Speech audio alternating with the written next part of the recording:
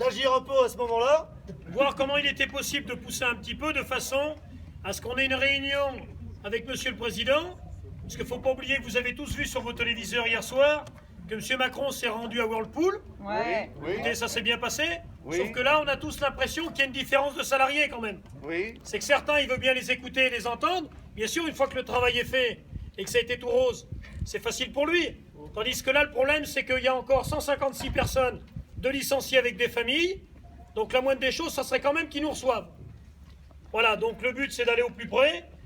Il y a une demande qui a été faite de recevoir 8 à 9 maires de communes impactées avec 4 représentants du personnel, 2 gardés et 2 licenciés, pour voir un petit peu qu'on parle à la fois du territoire et comment on vient en aide aux 156 qui vont partir avec rien, c'est-à-dire une misère. Et je pense notamment à, malheureusement, les copains qui ont entre 3 et 5 enfants dont le conjoint et la conjointe ne travaillent pas. Et je pense qu'il est primordial aujourd'hui, et on ne sera pas les premiers à faire ça, à ce qu'ils aient au moins une supralégale digne de ce nom et digne du préjudice que vont subir nos collègues. Donc c'est déjà ce point-là.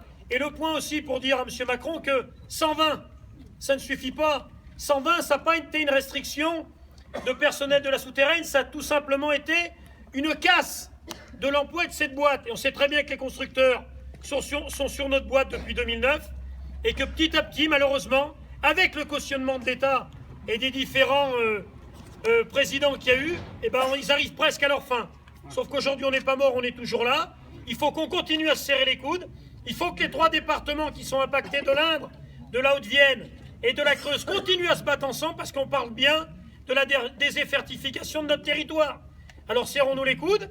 Il n'y a pas de raison que M. Macron reçoive des salariés dans un département et que dans un autre, il les ignore complètement. Tout à fait. Je rappelle qu'il est président de la République. C'est sûrement pas toujours rose à tout moment, sauf que ceux qui subissent, c'est malheureusement encore les salariés dans les boîtes. Et qui Donc, est aussi actionnaire des boîtes qui nous coulent. voilà, donc il faut impérativement qu'ils nous reçoivent. On n'est pas là pour casser quoi que ce soit. Parleusement, on veut être entendu. Il y a des maires qui ont des choses à dire. Et il faut que le message soit passé. Bravo Yann.